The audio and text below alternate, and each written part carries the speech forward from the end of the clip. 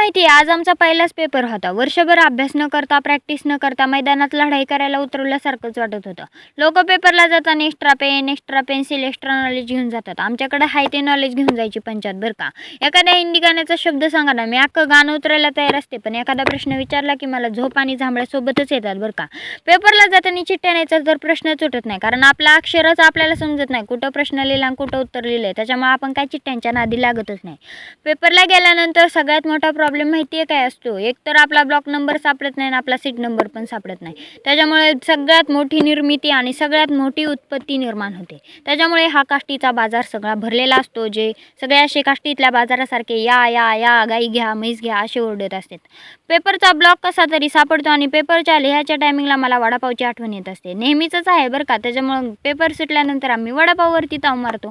वडापाववरती ताव मारल्यानंतर आमच्या मागं हात धुवून एक गोष्ट लागते. जेवढा की वाघ एखाद्या शिकारी मागं लागत नाही ना, तेवढं हे जर्नल आमच्या मागं हात धुवून लागले बरं का.